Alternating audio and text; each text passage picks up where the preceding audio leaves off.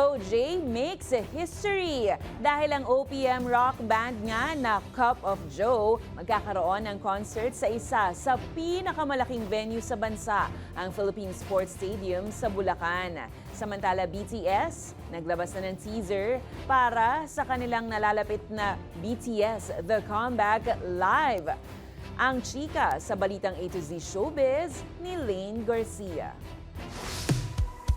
Maghanda na jowas para sa isang unforgettable summer night na puno ng libu-libong tinig sa ilalim ng iisang kalangitan. Dahil muling magkakaroon ng concert ang OPM pop rock band The Cup of Joe na pinamagatang Sandali, The Cup of Joe Fest directed by Paolo Valenciano. Gaganapin ang naturang malawakang concert sa May 23 sa Philippine Sports Stadium sa Bulacan. Confirmed yan mismo ng COJ sa kanilang social media. Ito ang magiging kauna-unahang OPM act na magtatampok ng solo concert sa venue na matatagpuan sa tabi lang ng Philippine Arena. Kamakailan lamang nang hirangin bilang pinakapinakikinggang kantang Pilipino ang hit song nila na multo sa Spotify. Matatandaang nauna nang nagdaos ang banda ng 2-day sold-out concert na Stardust sa Big Dome last October 2025. We promised our fans that we'd be back.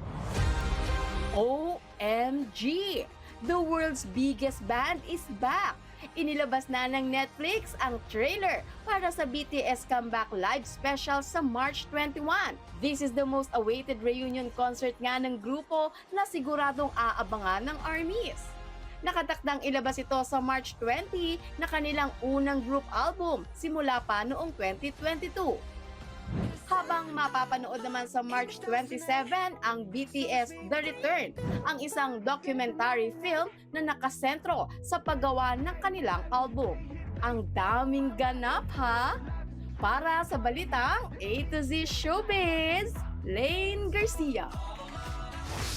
Kung kayo ay may kwentong kakaiba, mga kwento ng pag-ibig o storya ng inspirasyon at pag-asa, maaari itong ibahagi. Sumali sa ating Facebook group na Balitang A to Z. Panoorin ang replay ng ating programa at sundan ang ating social media pages. Hanapin ang Balitang A to Z. Ang ating pabaong quote of the night ngayong Webes ay mula sa dating Pangulo ng Pilipinas na si Benigno Noynoy Aquino III.